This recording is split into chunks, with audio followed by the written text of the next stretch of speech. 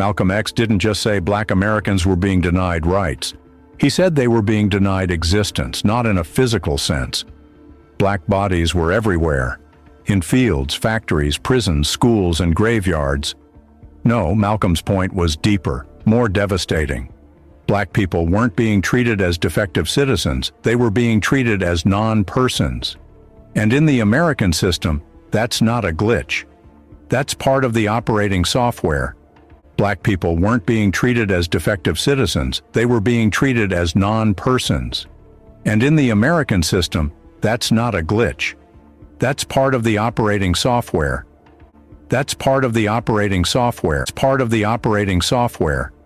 See, the U.S. Constitution begins with "We the people." But Malcolm understood that the entire history of Black life in America was about being systematically excluded from that definition, not just politically, but spiritually, culturally, and existentially. From slavery to segregation, from the 3/5 compromise to mass incarceration, Black identity had been constructed not as part of the American story, but as its foundation. The labor, the exploitation, the pain, all essential to building the country, but never enough to belong to it.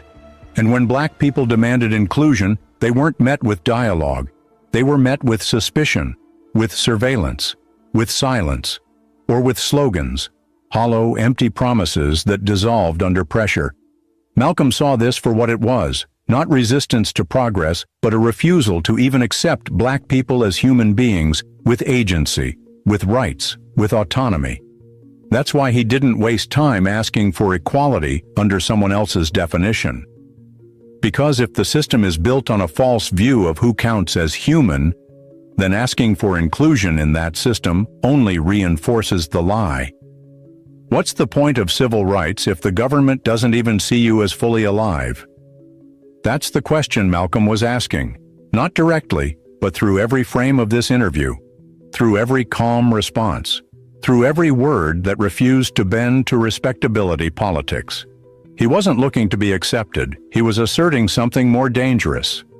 I exist, whether you accept it or not, and I will defend that existence.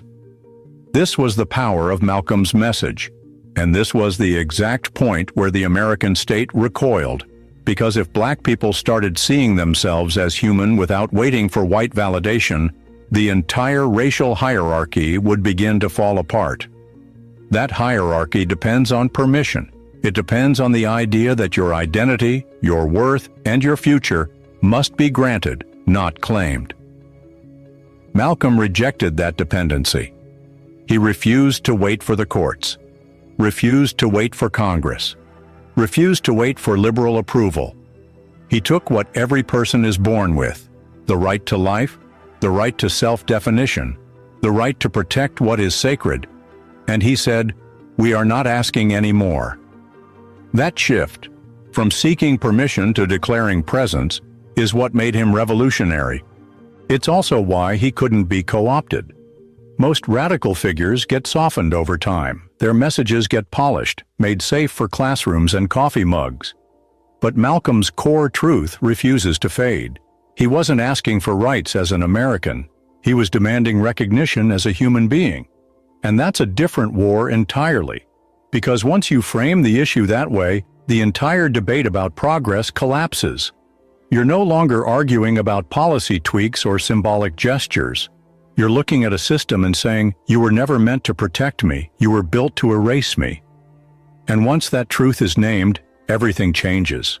You stop asking, you stop explaining, you stop apologizing for the volume of your voice, the anger in your tone, or the firmness in your stance. You stop begging to be seen. You start moving like you never needed to ask in the first place. That's what Malcolm X modeled, and that's what terrified the system. Because he didn't just call out injustice, he rejected invisibility, and in doing so, he redefined resistance itself.